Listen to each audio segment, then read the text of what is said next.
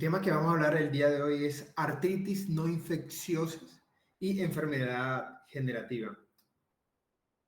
Mi nombre es André Felipe Mestre Gómez, ya sé que muchos me conocen, soy residente de cuarto año de Diagnóstico Maipú y vamos a comenzar.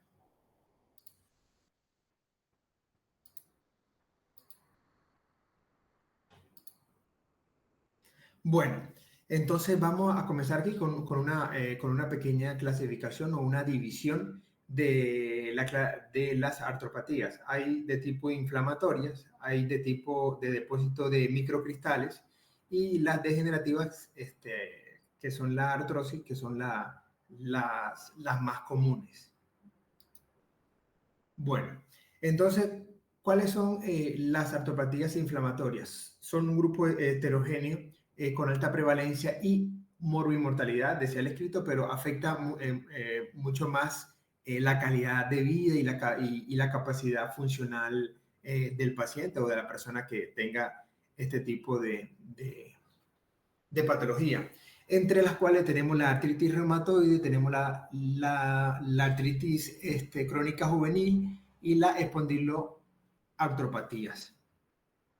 Bueno, aquí vamos a hablar de ellas en su gran mayoría. Ellas tienen muchas similitudes en la parte radiológica. Podemos encontrar signos o características que comparten entre ellas. La parte analítica en cuanto al laboratorio y la parte clínica y el grupo etario en que se está presentando dichos signos nos va a poder hacer guiar y pensar cuál es de esta es la que está sufriendo el paciente. Bueno, entonces vamos a comenzar con la artritis reumatoide. Entonces es una enfermedad inflamatoria sistémica crónica y de causa desconocida. Pues se asocia a múltiples factores que conllevan a un mismo desenlace. Entonces, importante, aquí vamos a repetir mucho esto. Hay afección de la membrana sinovial con compromiso de la poliartritis y posibles manifestaciones extraarticulares que se las voy a ir mencionando después. Se asocia principalmente en mujeres de 20 a 40 años y hay unos criterios que fueron hechos en 1988 de la ACR, que son clínicos y temporales. Bueno, entre los cuales está la rigidez matinal durante 1 hora o más y debe estar presente en las 6 semanas, tumefacción, que ya es una sintomatología cuando ya hay cambios imagenológicos establecidos en las articulaciones. Casi siempre se observa por un médico y debe tener afectados de 2 a 3 grupos articulares por lo menos. Bueno, hay tumefacción en el carpo, en la articulación metacarpofalángica o interfalángica proximal y debe estar todas tienen que estar al mínimo durante 6 meses. Hay tumefacción articular simétrica y hay cambios radiológicos, que es aquí donde nosotros entramos para poder dar un mejor diagnóstico, que primera vez que se lo menciono, las erosiones o la desmineralización justa articular, que son los signos más característicos. Tenemos los nódulos reumatoideos y el factor reumatoideo, que es positivo en el menos del 5% de los controles normales. Bueno, entonces la artritis reumatoidea tiene una afectación bilateral y simétrico y tiene un compromiso de las articulaciones pequeñas, manos, pies y columnas cervical. En orden de compromiso en estas articulaciones, en orden decreciente, están rodillas, cadera, columna cervical, hombros y codos.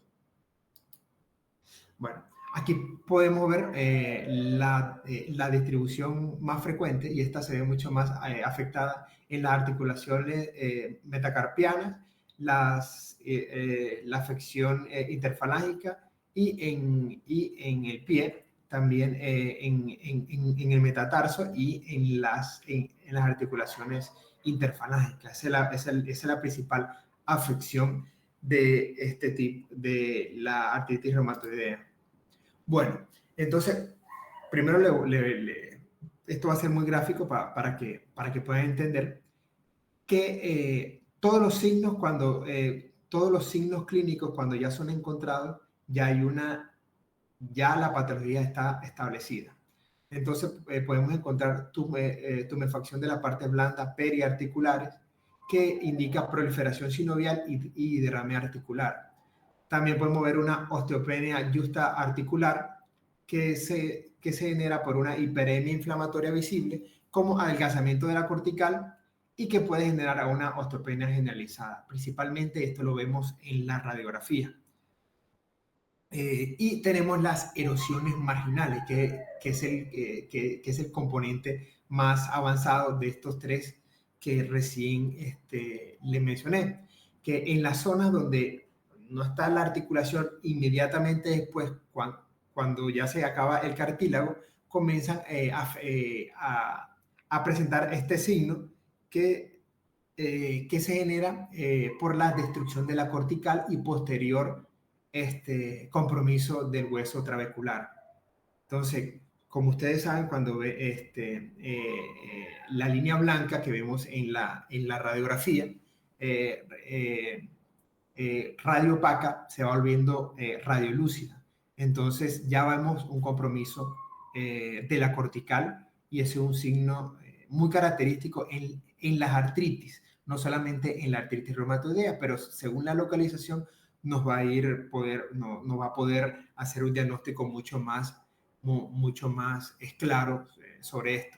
También tenemos la disminución uniforme del espacio articular, los quistes senoviales y ya el grado más marcado en las subluxaciones articulares. Bueno, aquí tengo una representación gráfica. Como vemos en la imagen inferior, vemos ¿cómo le explico? Vemos una imagen un poco enmarcada del proceso inflamatorio y la tumefacción de los tejidos blandos, que también puede haber enrojecimiento y hinchazón de los dedos. Y en la parte superior quiero que entiendan para que puedan ver y hacer el análisis por qué se produce mucho el compromiso. Entonces, en donde dice normal joint, serían la articulación pues normal, está moviendo los músculos, y en la parte interna, la que une las dos articulaciones, en donde vemos el cartílago y donde vemos el cartílago, a ver si, sí, en donde vemos el cartílago, o sea, aquí vemos el cartílago e inmediatamente después se producen las erosiones, que eso es lo que vamos a ver posteriormente. Y esta es la membrana sinovial. Esta membrana, evidentemente, es la que se va a inflamar y es la que vamos a poder evaluar por métodos como la ecografía o como la resonancia magnética. Estos son signos más de ecografía y de resonancia magnética. Aquí del lado derecho vemos una radiografía que le quería mostrar que pues hay se llama el signo de la gaviota, que hay una estrechez en la articulación y esa estrechez se produce por los mismos cambios en la propia articulación y por la degeneración ósea y la degeneración cartilaginosa. Bueno, aquí tenemos una radiografía y esto era lo que le estaba hablando. Entonces aquí vemos una radiografía de pie en un paciente con artritis reumatoidea de reciente inicio y se observa una osteopenia, una desmineralización, como una osteopenia justa articular en la articulación metatarso-falángica. Como pueden ver, hay una alteración o se ve la cortical difuminada. de la cabeza de los metatarsianos, del segundo al cuarto, como lo pueden ver acá, aquí lo ven difuminado, esa cortical se vio alterada. Miren que en la parte articular está parcialmente, se ve parcialmente, pero apenas que se acaba el cartílago, ahí se comienza a difuminar. Y eso son las erosiones. Eso tienen que hacerlo pensar a ustedes inmediatamente de que hay un proceso erosivo, que hay un proceso que podría corresponder a artritis reumatoidea. Bueno, entonces como lo que le estaba diciendo, aquí tenemos una imagen. Aquí podemos ver la osteopenia, pero cuando nosotros hacemos la descripción, lo podemos colocar como una osteoporosis difusa de predominio justa articular, y eso va a hacerle entender al médico tratante que está presentando erosiones de tipo inflamatorio. En esta imagen que estamos viendo, hay una clara disminución uniforme de las articulaciones metacarpofalángicas con aumento de las partes blandas. ¿Sí? Pueden ver, hay como una tumefacción, obviamente en la radiografía, los tejidos blandos se observan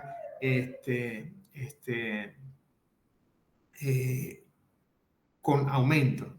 Y podemos ver erosiones subcondrales que están marcadas con las flechas azules, principalmente en el segundo el segundo y la cuarta cabeza del segundo y la cuarta cabeza del metacarpiano. O sea, hasta ahí vamos bien. Bueno, entonces en las áreas más frecuentes que se pueden presentar estas erosiones, como le dije antes, son las áreas descubiertas en la cabeza de lo metacarpiano, de lo metatarsiano y la falange proximal. Artritis reumatoidea, todo es cercano y en articulaciones pequeñas. Y se presenta menos común en las articulaciones con menor superficie expuesta, como la rodilla, y en las fases avanzadas, las erosiones son simétricas y la reducción del espacio articular que nosotros podemos ver se debe a la proliferación sinovial, en cambio, el aumento de esta y la destrucción del cartílago, que estrecha la separación y hace ver que están mucho más unidos los huesos, y se pierde también ese factor y se ve mucho más unido los huesos. ¿Sí? Bueno, entonces esto es un proceso evolutivo. Me voy a volver a la imagen para que vayan entendiendo, para verlo mejor. Ubíquense en esta imagen. Esta es la parte normal. A ver, esta sería la articulación normal. Esto va a ir creciendo. Esto va a ir creciendo. Y aquí va a haber un aumento de la tensión, y los tendones, estos que están acá, estos tendones van a comenzar a ser mucho más laxos. Entonces, esto va a hacer que haya una presión acá, que haya un desequilibrio de la fuerza, y hace que esa articulación genere una subluxación, que es la imagen característica, que esta es la imagen característica del paciente con artritis reumatoidea. El proceso inflamatorio ahí fue tan complicado que la articulación se luxó absolutamente toda por pérdida del cartílago y por pérdida del equilibrio tensional. Estos casos casi siempre se presentan en etapas terminales, el que más comúnmente nosotros vimos como médicos o vemos que llegan a hacerse la radiografía. Y este caso se trata de un caso de artritis reumatoidea terminal con graves cambios erosivos y rupturas ligamentosas que provocan dislocación de las articulaciones. Y también puede existir, como este caso que estamos viendo, que hay una disociación escafolunar que lo marca la fecha blanca, Y esto asociado a un proceso inflamatorio propio del carpo. Como podemos ver, ahí los límites articulares están bastante estrechos. Es por el mismo proceso inflamatorio que les mencioné anteriormente. Aquí también podemos ver que hay una erosión de la parte del cúbito de la cara articular y hay una inflamación, si lo pueden ver, hay una imagen radiopaca que está marcado por la flecha azul, que es sugestivo del proceso inflamatorio de los tejidos blandos.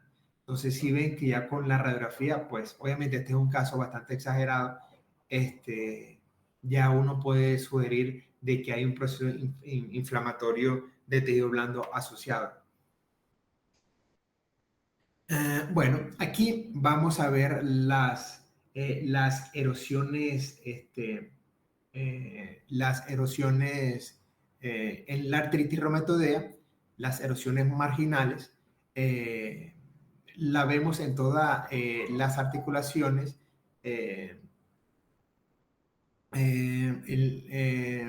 Casi siempre, como lo pueden ver en las flechas marcadas, miren que hay una desaparición de la parte articular y también hay un afinamiento de los metatarsos en las cabezas de los metatarsos, que son las erosiones. Así como la vemos en la parte de la mano, aquí también ocurre.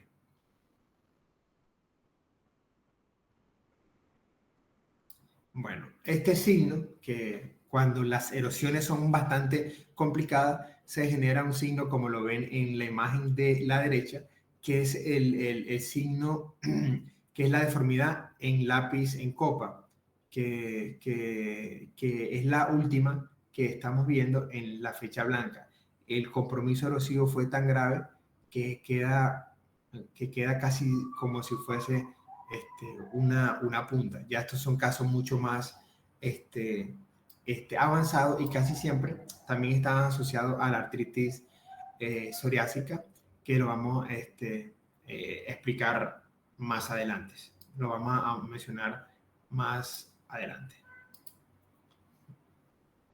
Bueno, entonces hay hallazgos que son los hallazgos radiológicos precoces, que son la tumefacción de las partes blandas hiperarticulares y la osteopenia yuxtaarticular. Cuando se presenta esto es casi siempre cuando queremos encontrar a los pacientes, porque ahí los médicos pueden, pues el médico tratante puede hacer mucho más por el paciente. Y tenemos las erosiones, que es lo que decía cuando ya hay remodelación de la cortical, eh, eh, ya ahí es mucho más difícil. Y si el paciente comienza a presentar síntomas antes de los 6 meses, significa que el proceso erosivo está bastante marcado y es de característica agresiva. Bueno, aquí tenemos dos estudios. Evidentemente, como ustedes lo pueden sospechar, la radiografía casi siempre no va a poder sugerir cuando los procesos ya están establecidos, cuando ya el proceso está erosivo, cuando ya casi que el proceso se vuelve irreversible. Y la ecografía y la resonancia nos sirve en el diagnóstico en la fase inicial de la enfermedad y nos sirve para que haya un tratamiento normal. Podemos encontrar casos donde las radiografías son normales, pero cuando hacemos la ecografía y la resonancia podemos ver alteraciones. Hay casos en donde la artritis reumatoidea es de inicio reciente y con síntomas menor a 12 meses. Aquí la ecografía y la resonancia magnética son los estudios estrella. Y también, una vez implantado el tratamiento médico, nos sirve como método evaluador para ver la progresión de la enfermedad y la eficacia del tratamiento. Bueno, entonces sé que muchos compañeros no han visto ecografía. Aquí le voy a mostrar dos imágenes para que puedan entender y la característica que tiene. Pero le voy a explicar la parte teórica. En la sinovitis, lo normal en la sinovitis es ver un líquido anecoico, negro, que es lo que le voy a mostrar ahorita. Pero cuando hay sinovitis o proceso inflamatorio, ese líquido ya no es anecoico negro puro, sino que es hipoecogénico. O sea, usted lo ve predominantemente negro, pero ya hay partículas en su interior. Y además, cuando se le coloca Doppler, hay una vascularización aumentada por el mismo proceso inflamatorio que está presentando la articulación. Y esto nos confirmaría la sinovitis de la articulación. Y cuando ya vemos fases avanzadas, ya podemos ver la interrupción de la cortical del hueso, que es lo que he mencionado. Evidentemente, la ecografía es mucho más sensible que la radiografía para ver este tipo de erosiones iniciales. Normalmente, la membrana sinovial no es detectable, solamente se detecta en casos de patología. Bueno, esta es la imagen que yo le quería mostrar. En la parte superior hacia arriba, lo que dice O es la parte sinovial. Mire que sí se le ven puntos blanquitos, que se le ve punto blanco en su interior. Eso está alterado. Y lo que dice MTC es el metacarpo y Falpe en la falange proximal. En la foto de abajo vemos que se le coloca el Doppler y mire que el Doppler está aumentado. Inmediatamente cuando colocamos eso y vemos eso así, nos da para diagnóstico de sinusitis y tenemos que activar todas las alarmas con este paciente. En esa de arriba no se ve, o sea, yo veo la erosión, pero no se ve tan marcada como en la foto de abajo. En la foto de abajo se ve evidentemente lo que le expliqué, en la de arriba con mejor calidad, sí se ve que ya hay un proceso de sinusitis alterado, se ve hipoecoica con muchas partículas, pero donde ven erosión, donde dice erosión con la flecha, si ve que la línea blanca, que esta línea blanca en la cortical, esa línea blanca que usted está viendo en la cortical, va bien, va bien, va bien, va bien. Esto sería el hueso, la cortical, cortical, cortical, y aquí pasa algo. Ese escaloncito, como si fuera una fractura, y mire como si se hubiesen comido la galleta, le metieron un mordisco, esa es la erosión. Eso es lo que nosotros vamos a ver. Ustedes creen que es difícil de ver, pero no es difícil de ver, es fácil de ver. O sea, en pacientes que ya están establecidos y que tienen un proceso inflamatorio, eso lo podemos ver. Y en la parte, en la imagen B, le colocamos el Power Doppler, la señal Power Doppler, y se ve aumentado para darnos un diagnóstico de, de sinovitis.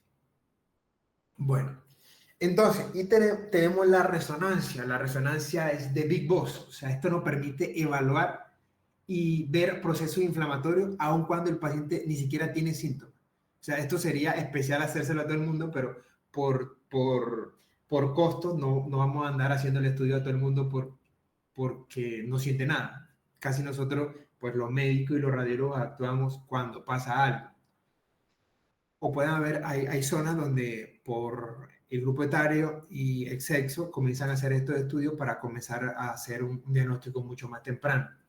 Entonces, ¿qué tenemos? Que es más sensible es más sensible que la exploración física en la detección de sinovitis, en las articulaciones de la mano y los pies. Detecta sinovitis activa en pacientes sin alteración analítica y permite realizar diagnóstico de artritis en situaciones que presentan clínica atípica o no concluyente. Importante para lo que vamos a ver ahora, R1, R2, compañero R2. En la sinovitis aguda, proceso inflamatorio, es muy similar a un derrame articular. ¿Y cómo lo vamos a ver?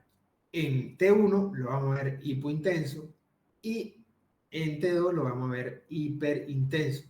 Entonces, ¿cómo vamos a poder hacer esa diferenciación de la sinusitis y un derrame articular? La diferenciación se hace por medio de gadolinio, ya que en la sinovial inflamada, en la sinusitis, hay un aumento de capilares, que eso es lo que estaba explicando en el ecodoppler. Hay aumento de capilares, en el doppler se ve mucho más marcado, y aquí hace que el gadolinio se marque mucho más, se marque mucho más intensamente. Entonces, por medio del gadolinio, vamos a hacer esa diferenciación entre sinusitis y derrame y derrame. Entonces, sinusitis con el contraste se va a marcar mucho más. Y cuando ya el proceso está bastante alterado, vamos a ver cambios fibróticos en la sinusitis y vamos a señalar una señal en T2 con menor captación de contraste. O sea que se va a ver menos hiperintensa y más hipointensa. Entonces, esta es la imagen que le estaba mostrando. Perdón. Es un paciente con artritis reumatoidea de 6 meses de evolución en muñeca izquierda. Aquí tenemos imágenes coronales en resonancia potenciadas en T1, la número A, la número A, la letra A, en T2 con supresión grasa, la B, y la C en T2 con ecogradiente. Entonces, aquí podemos ver una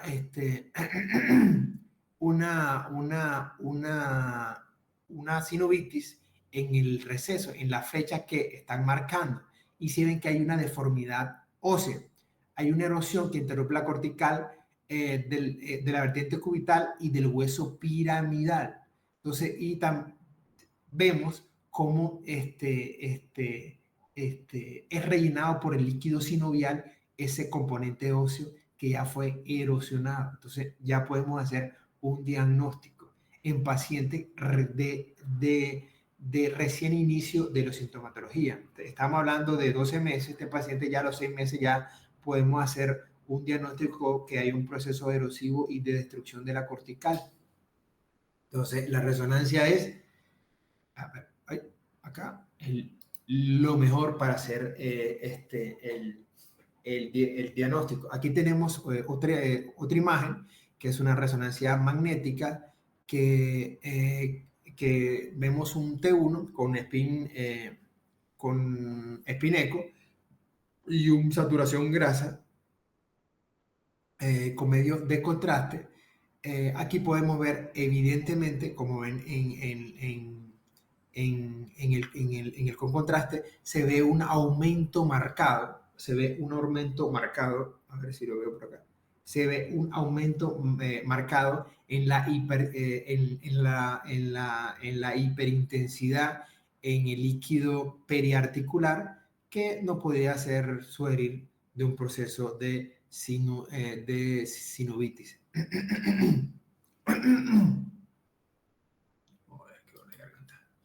Bueno, entonces hay otros signos y síntomas que nos pueden hacer sugerir afección reumatoidea y que la resonancia magnética no la va a poder ver. ¿Cuál es uno de esos? El edema óseo. El edema óseo, y aquí le voy a dar tips para que lo vean. Es un hallazgo sensible de proceso inflamatorio óseo, pero es inespecífico. Lo pueden sufrir por mucho otro tipo de procesos patológicos como tumores, infecciones, trauma e isquemia. Entonces, ¿cuál es la característica del edema? Borde mal definido, baja señal en T1 y alta señal en T2 y con bastante realce. ¿Qué importancia clínica tiene? Como ya le iba mencionando, ya que hay destrucción de cortical, ya que hay edema, hay destrucción activa, hay erosión, es un pronóstico de daño articular. El edema, cuando está iniciando, el proceso es reversible, pero cuando ya está establecido con las erosiones, el proceso se vuelve totalmente irreversible. La indicación de la resonancia magnética es cuando hay una sospecha clínica sin confirmación física o analítica. Y, y también para hacer el diagnóstico de una artritis precoz con inicio reciente o con actividad incierta. Un momento.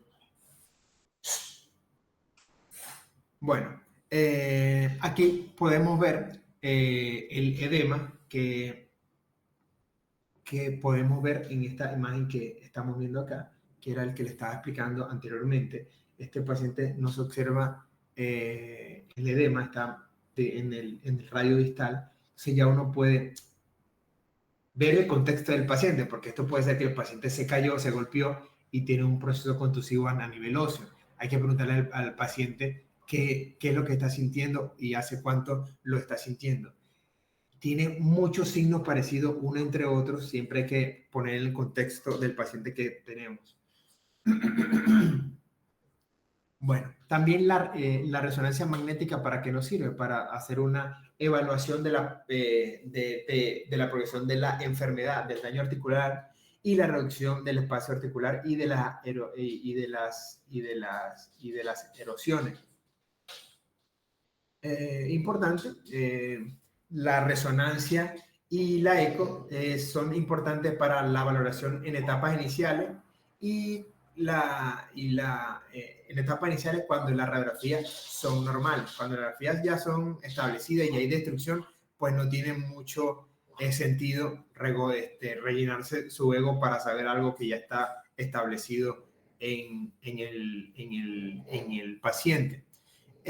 Bueno, aquí las otras características radiológicas que podemos encontrar en la parte precoz, en las articulaciones metacarpofalángicas con erosiones en la cabeza metacarpiana del segundo y tercer borde radial y quinto borde cubital y base de la falange proximal. Tenemos las erosiones iniciales, y principalmente en la cintura del escalfoide, el hueso grande enganchoso, el quinto metacarpiano y el trapecio.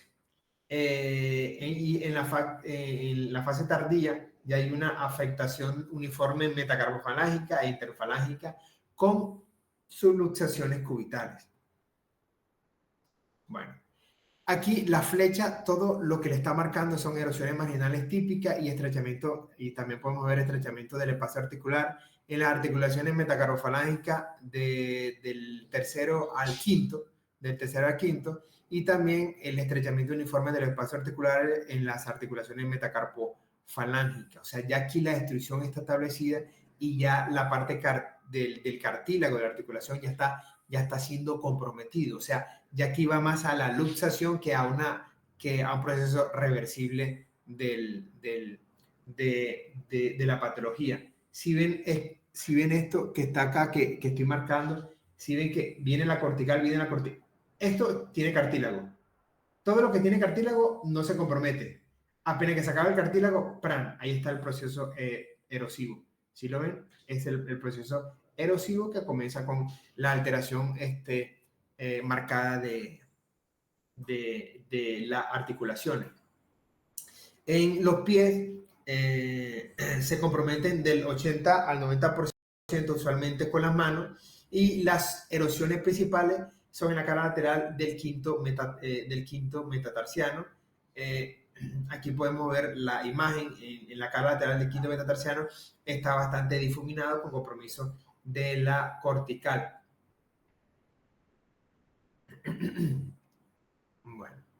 Bueno, también hay casos donde la artritis reumatoidea, como le explicaba al principio de las subluxaciones, porque había una alteración fibroligamentosa, entonces se generan áreas de laxitud o de luxación. Hay casos que ya serían casos bastante complicados cuando hay afección de la columna cervical. Tenemos las radiografías funcionales que son en extensión y en flexión. ¿Y para qué nos permite? Para ver si hay una subluxación atlantoxoidea anterior, que es la más frecuente, que es la que le voy a mostrar en la siguiente foto para que lo puedan ver. ¿Y en qué consiste? Cuando el paciente está en flexión, la columna cervical, la distancia del borde posterior del arco anterior del atlas y el borde anterior del odontoide es más de 3 milímetros. tenemos la subluxación atlantozoidea superior que puede comprimir bulbo, médula y ya esta sí es un componente ya bastante marcado. También hay subluxación axial de C2, C3, C3, C4 sobre el cuerpo, sobre el otro cuerpo axial. Y se toma en cuenta como un desplazamiento anterior más de 4 milímetros o el 20% del cuerpo vertebral. Importante, requiere un estudio funcional y puede necesitar cirugía por el riesgo inminente de muerte. Entonces, esta era la imagen que le estaba mostrando anteriormente. Aquí vemos la columna cervical en flexión y aquí hay un ensanchamiento entre la distancia que es superior, que está en los 14 milímetros. Esto es bastante complicado porque hay una subluxación con la odontoide y con el atlas que puede hacer compresión a nivel vascular o también asimismo medular. Bueno, entre los diagnósticos diferenciales que vamos a encontrar están la espondiloartropatía, que vamos a hablar ahorita, que son un grupo de artritis inflamatoria con factor reumatoideo negativo asociado al HLA-B27, que existe con patrón articular extraarticular diferente a la artritis reumatoidea. Entre las espondiloartropatías tenemos la espondilitis anquilosante, la artritis psoriásica, que ya la habíamos hablado, la reactiva, las entéricas, que están asociadas a procesos infecciosos inflamatorios intestinales, y las características comunes son afección axial, columna, sacroiliaca, entesitis e inflamación de las inserciones tendinosas. Bueno, entonces tenemos la sacroilitis. Entonces, esto es importante porque es una paciente que llega a guardia, doctor, me duele la cadera, me duele la cadera, me duele la cadera, le mando una tomografía, no tiene fractura de cadera, no tiene absolutamente nada, y lo que tiene es un proceso inflamatorio en la articulación del sacro. Entonces, todo comienza con una inflamación, en la resonancia magnética, cuando lo pidamos, se va a ver edema con un proceso inflamatorio. No se observan erosiones en la resonancia magnética inicial. Hay una fase intermedia donde hay metaplasia grasa y esclerosis en la radiografía, y en la fase terminal donde hay una anquilosis sacroiliaca con proceso inflamatorio ya establecido residual. En la radiografía podemos ver una esclerosis subcondral y bilateral y erosión en las articulaciones sacroiliacas. Bueno, entonces en la resonancia en la resonancia magnética, en la secuencia T1, post contraste, vamos a tener contornos irregulares de las articulaciones sacroiliacas causadas por las erosiones. Esto no va a hacer sospechar las erosiones. Y se observa un realce del hueso subcondral que está asociado a edema medular. Como pueden ver, casi siempre, mire que ya se van asociando a según la zona que está afectada. Importante, no hay derrame articular. Aquí hay una pequeña imagen que es una resonancia en cortes axiales, que tenemos secuencia en T1, que es la A, y T2, que es en STIR, que presenta un paciente con sacroilitis bilateral. Se presenta con cambio de sinovitis marcado por la hiperenticidad en el líquido, por las flechas largas. Aquí tenemos un proceso inflamatorio. También podemos ver que en la parte ósea hay un proceso de edema, un proceso que es el edema óseo subcondral, y podemos ver la grasa y la esclerosis. El signo principalmente que podemos ver es el edema subcondral. Paciente con edema subcondral y que no tenga ningún antecedente traumático ni nada, hay que prender las alarmas y ver también el grupo etario.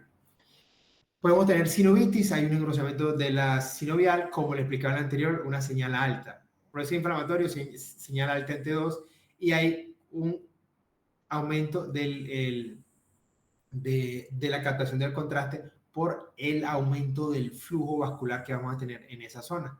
Entonces ya eso se lo había explicado este, para hacer el mejor diagnóstico. Tenemos que la resonancia, todo lo va a mejorar en las fases iniciales. Tenemos la entesitis en las entesitis, en las espondiloartropatías. ¿Qué es lo que vamos a ver acá? ¿Qué es lo que vamos a ver acá? Una inflamación en la inserción tendinosa o ligamentaria, en donde se inserta el ligamento con el hueso para poder hacer la tracción y el movimiento, es que se va a producir la inflamación. Puede estar asociada a un proceso de autoinmunidad contra el fibrocartílago, afecta principalmente a la fascia plantar, los pacientes que presentan procesos inflamatorios de fascitis plantar a repetición, podemos encontrar esto. También en los pacientes que se ven comprometidos con procesos inflamatorios en el tendón de Aquiles y en articulaciones de la mano. Podemos ver edema, erosiones, calcificaciones y engrosamiento tendinoso. Obviamente, en la radiografía, ver tendones se dificulta, pero cuando el tendón donde se inserta, tú lo comienzas a ver, es porque ya presentó calcificaciones en ese tendón y ya procesos inflamatorios a repetición que generó esa calcificación o ese cambio de densidad en los tendones. Bueno, tenemos la espondilitis anquilosantes. Es una artropatía inflamatoria axial. Ya vemos que esto ya compromete más al esqueleto axial crónica y predomina en varones. La artritis reumatoidea predominaba en mujeres. Esta predomina en varones de 15 a 35 años. Está asociada con el HLA-27 mayor a un 90%. Tiene los síntomas característicos de dolor lumbar, rigidez, una posible simulación del ciático y,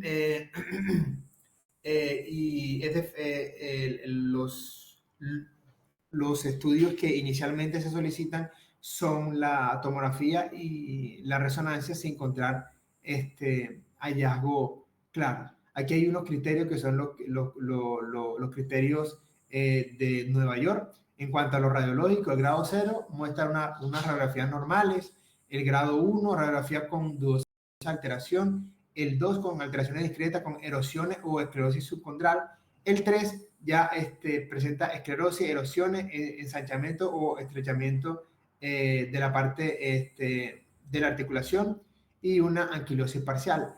Y el 4 ya hay una anquilosis articular donde la articulación está totalmente alterada y el movimiento está bastante comprometido.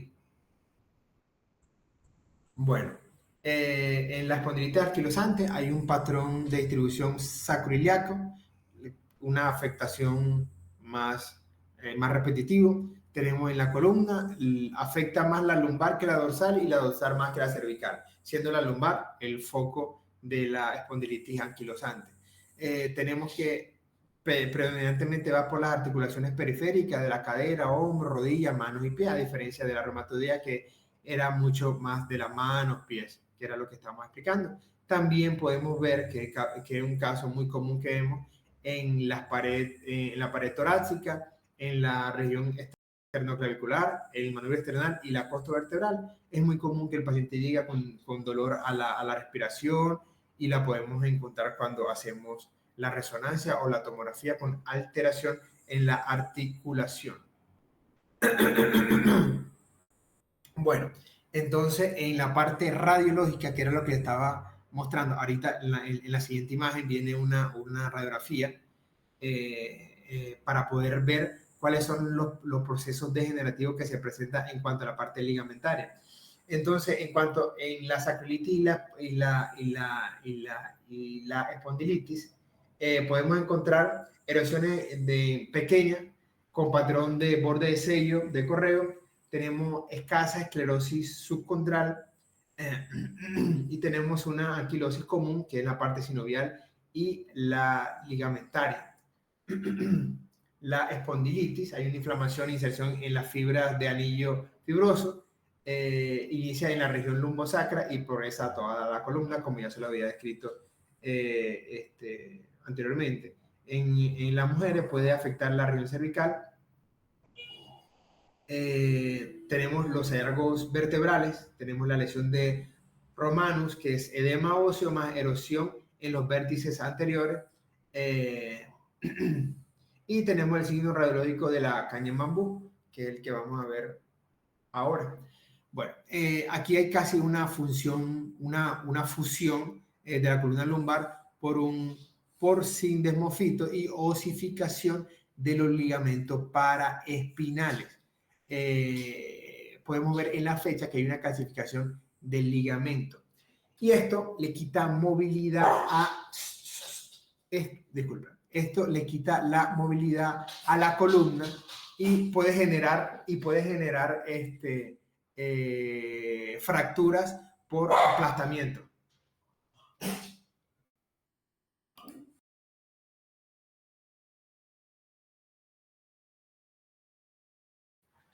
Ok, continúo.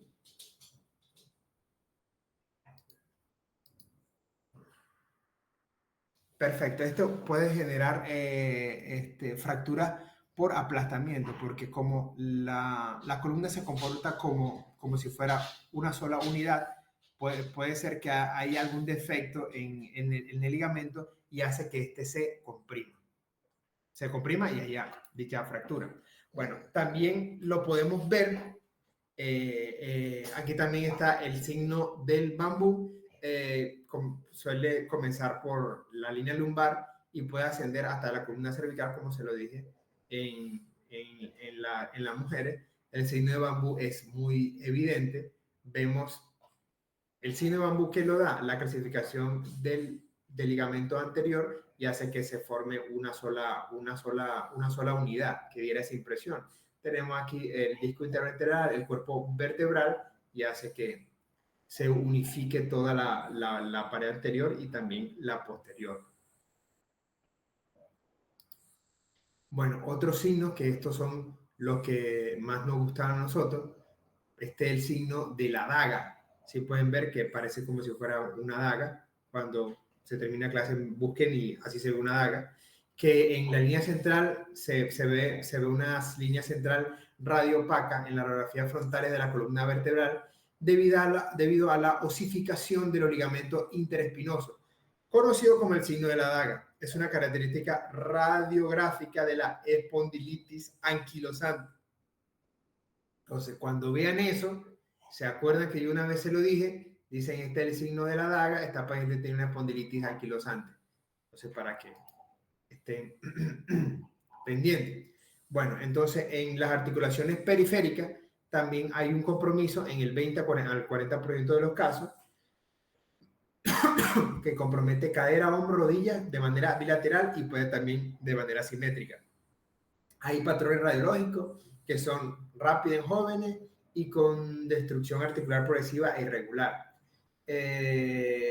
Podemos ver también en tesis de erosión y proliferación ósea en el calcáneo, en el trocánter y en la tuberosidad isquiática.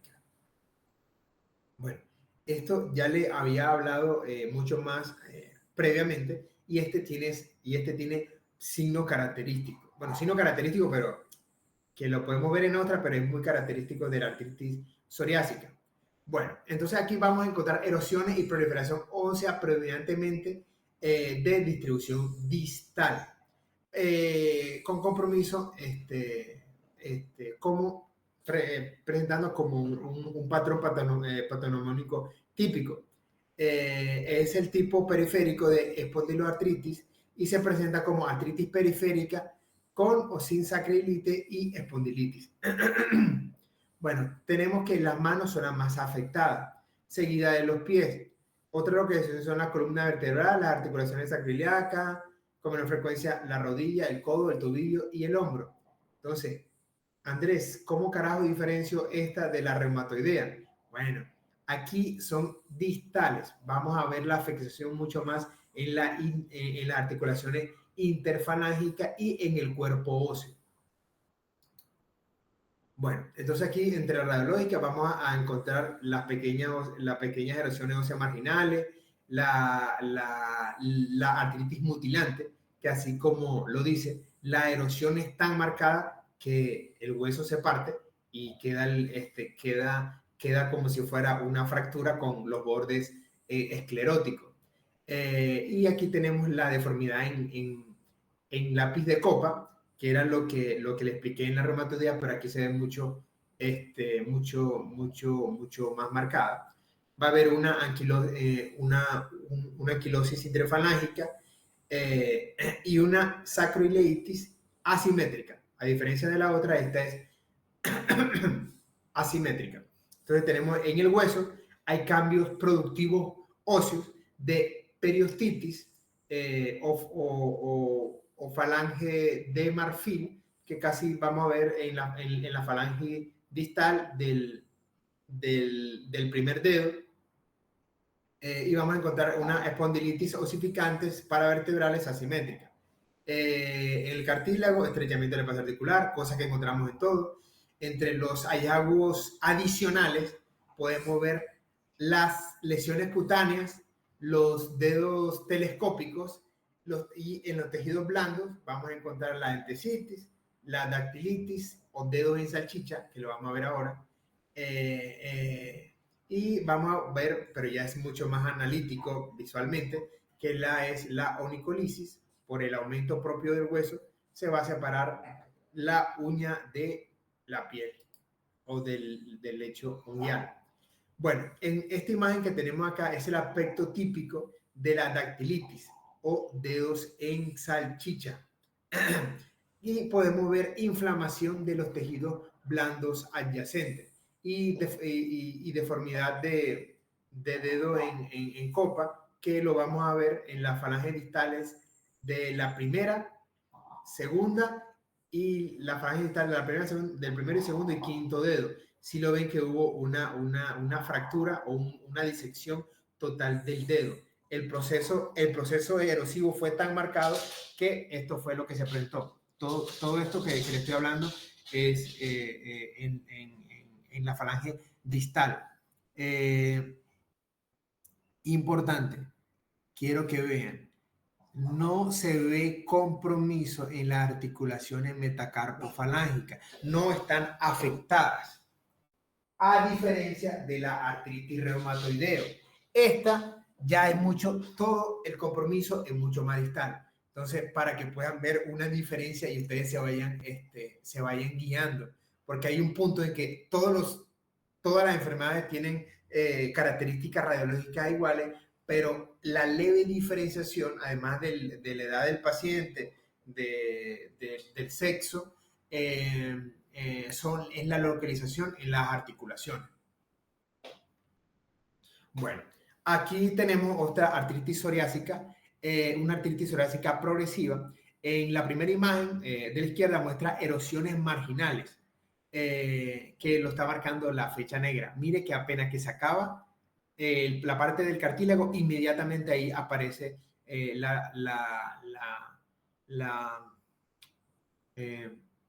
la erosión. Y tenemos con la flecha azul en la imagen de la izquierda, podemos ver una formación ósea sutil de la articulación. En la segunda imagen, en la número 2, y ya podemos ver que hay una remodelación ósea y podemos ver la imagen típica de formación en lápiz de copa.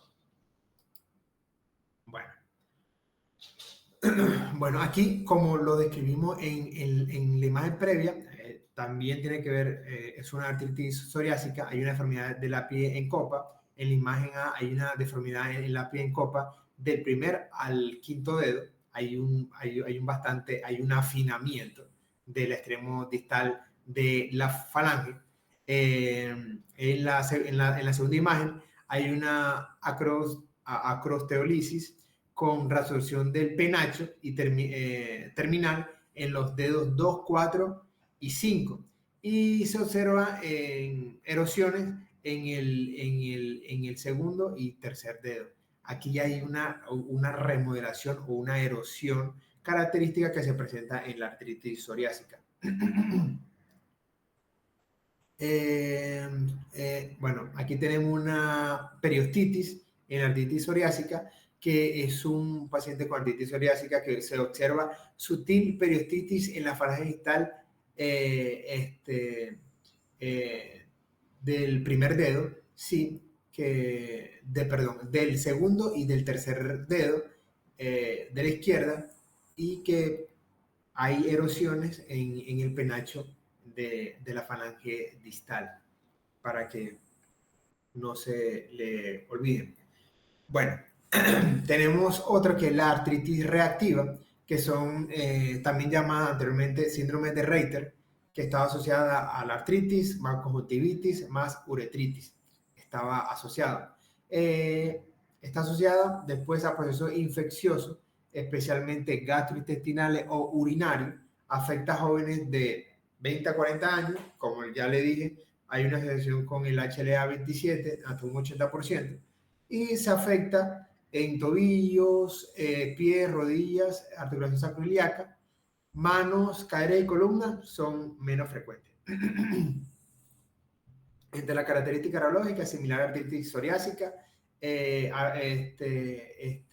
afecta una articulación no bilateral, hay una entesitis en el tendón de Aquiles y la fascia plantar, presentación de espolones calcáneos y osteofitos, y una sacroilitis unilateral, que es lo que más se presenta frecuentemente.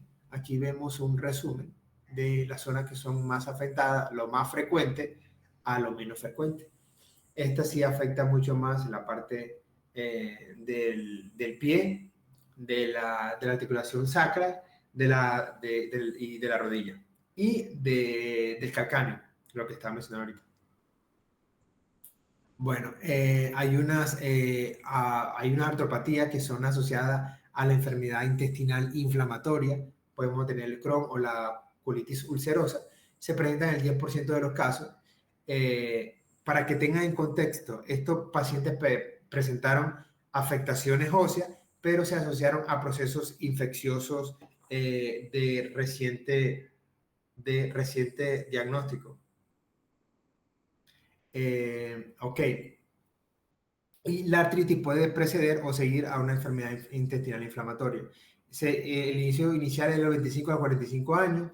La característica clínica es periférica, olivoarticular y poliarticular, no erosiva y no deformante.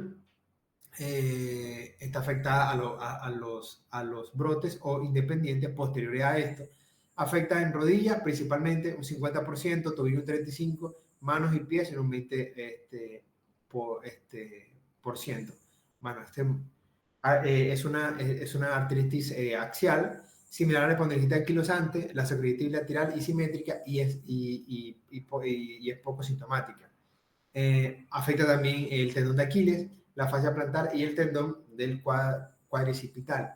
Entonces, si ven que son muy similares, se presentan muy similares, pero tenemos que ver el contexto del paciente para poder asociarlo. Y tenemos la artropatía por depósito de cristales, que es un grupo de alteraciones bioquímicas por depósito periarticular de microcristales. Las manifestaciones clínicas y radiológicas son bastante variables. Entre las entidades más comunes y que más conocemos está la gota, la artropatía por pirofosfato cálcico dihidrato, que es la condrocalcinosis, y la enfermedad por depósito de hidroxiapatita. Entonces tenemos la gota, que es lo que más, o sea, no sé, lo que yo más he visto por la afección, que son depósitos de cristales de urato monosódico en articulaciones y tejidos. Entonces tú vas a ver calcio donde hay cartílago o donde debería haber líquido. Entonces ya eso debe prender las alarmas. Asociado a la hiperuricemia por un aumento o una disminución en la excreción por la vía renal. Entre las formas clínicas tenemos la hiperuricemia sintomática, la artritis gotosa aguda, la artritis gota intercrítica y la atofasia crónica. La distribución casi siempre afecta a una articulación y es la primera articulación metatarso-falángica en mayor al 50%. Entonces, ya saben, gota, primera articulación metatarso-falángica. También puede afectar el tarso, el tobillo, la rodilla, pero la que le dije es la que más afecta. En su forma crónica, cuando ya está establecida, sin su adecuado control, le puede afectar a todo tipo de articulaciones. Bueno, en cuanto a la radiología, vamos a encontrar tumefacción de la parte blanda, conservación de la mineralización, vamos a encontrar erosiones redondeadas, ovaladas en borde escleroso o en sacabocado. Aquí la destrucción va a ser mucho más marcada, no tan sutil como se le aplicaba en la artritis psoriásica, en la reumatoide. Bueno, en la psoriásica ya cuando estaba avanzado era bastante dramática. También encontramos tofos calcificados en las fases avanzadas y la afectación es asimétrica. Podemos un diagnóstico diferencial, artritis séptica o la condrocalcinosis. Bueno, aquí para exagerar, aquí le estoy mostrando un caso ya bastante establecido de un paciente con gota en etapa tardía. Los cambios radiológicos característicos en la fase crónica de la gota son erosiones excéntricas, típicamente bien definidas en sacabocado. Aquí se la voy a mostrar, como si hubiese llegado el monstruo come galleta y hubiesen metido un mordisco acá, un mordisco acá, un mordisco acá. Cuando vean eso, gota, y si ven la primera falange en la que se ve afectada. Si pueden ver aquí en la parte más interna, en los tejidos blandos, también se ve como un tipo de tumefacción, que eso también no va a ser activar y pesar de que es gota.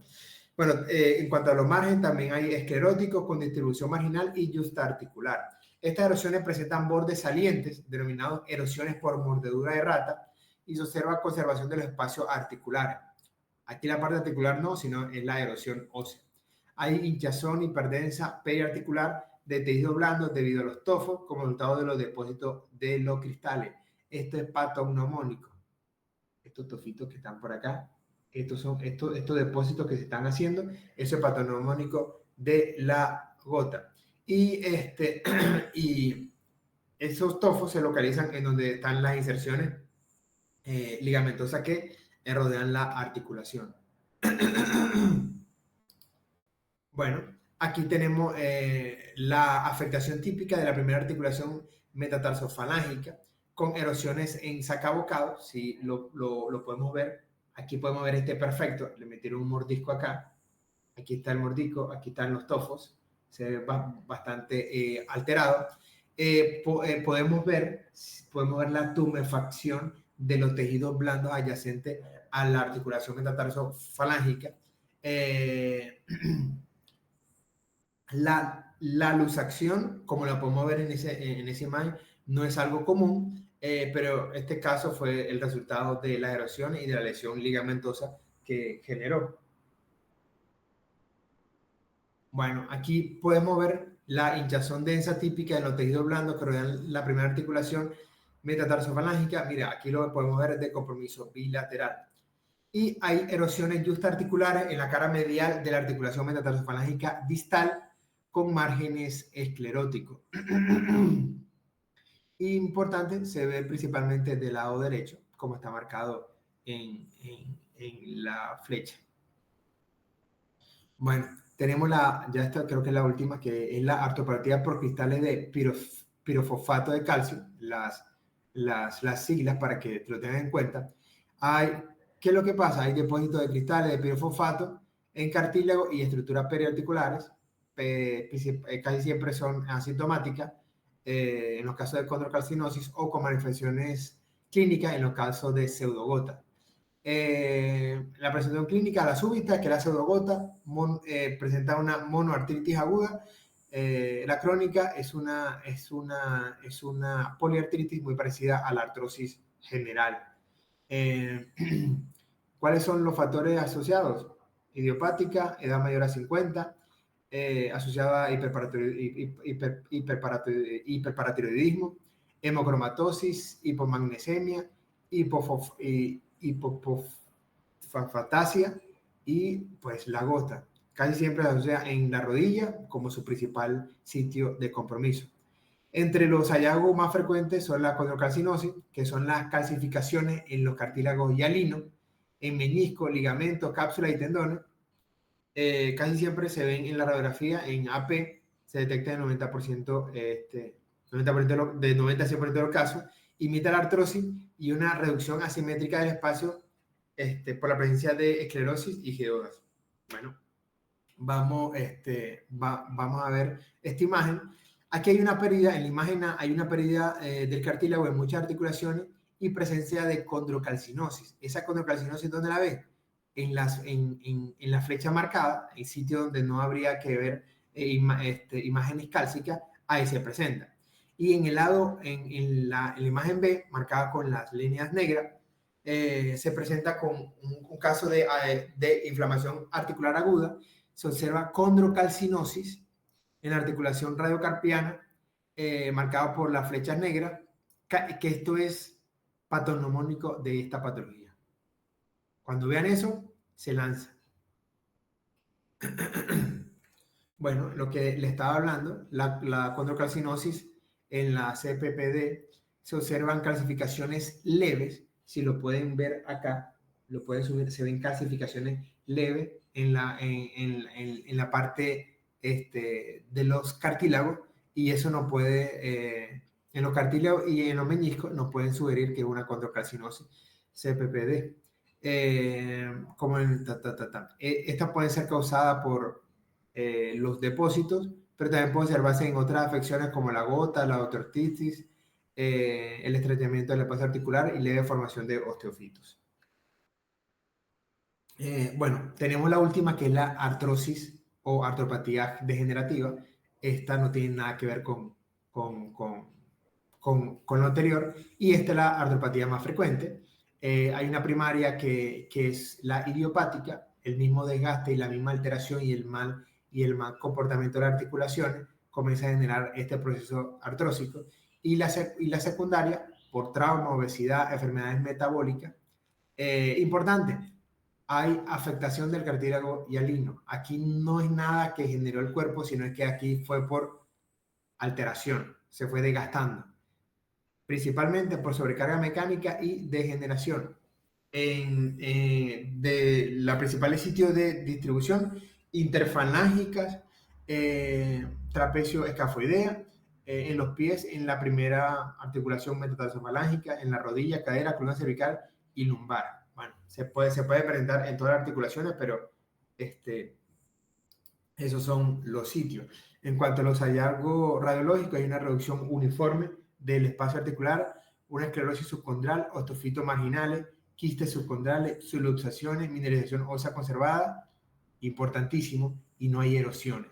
Aquí todo lo que aparece es por desgaste, no hay algo que lo esté afectando. Además, la mineralización normal y sin erosiones. O sea, eso es lo que nos va a ver. Aquí es más como por usarlo tanto que se alteró. En la radiografía podemos hacer el diagnóstico y una planificación quirúrgica en caso de reemplazo articulares tipo rodilla. En la tomografía vamos a evaluar los cuerpos libres y la planificación protésica. La resonancia magnética nos sirve para evaluar la condromalacia, los meniscos, el labrum y el edema subcondral. Bueno, entonces en las artrosis en la mano hay una afectación interfalángica distal, más que en la proximal. Se ven los osteofitos, los nódulos de Everden y Bouchard, las alas de gaviota, que fue lo que le mostré en la primera imagen, que hay un estrechamiento en las articulaciones interfalángicas por remodelación ósea. Tenemos la risartrosis, que se afecta en la primera articulación carpo-metacarpiana y que existe por una subluxación radial del primer metacarpiano. Hay una variante erosiva, afecta a mujeres posmenopáusicas, bilateral y simétrica. Bueno, aquí vemos una radiografía de muñeca que muestra los signos de artrosis moderada de la primera articulación capo-metacarpiana, risartrosis y de articulación escafo-trapecio-trapezoidea. Entonces, esto es por aumento del uso y la propia alteración de la articulación. En la rodilla hay un compromiso principalmente femorotibial, medial, casi siempre por el compromiso y la presión que se hace en esta zona. Hay una reducción del espacio articular y esclerosis subcondral. Y es importante proyectar con carga para poder evaluar y poder dónde es que se va a hacer la mayor presión. En la cadera hay una reducción simétrica del espacio articular. eh, se puede extender hacia la cabeza femoral. Encontramos geodas o teofitos en el borde femoral medial y hay casos donde aparece a temprana edad o la afección es muy rápida, pero esos son los casos severos. Y eso sería todo. Solo quiero decirle que, como pueden ver, hay casos y signos que son similares en muchos de la patología. Por eso es importante preguntar antecedentes, saber edad del paciente para poder hacer un diagnóstico concreto del mismo. Si tienen alguna pregunta, alguna duda, guárdensela, no me la digan ahora. Yo le voy a pasar un artículo de donde saqué esto, 2 artículos y un link para que puedan ver y puedan diferenciarla cuando tengan alguna duda.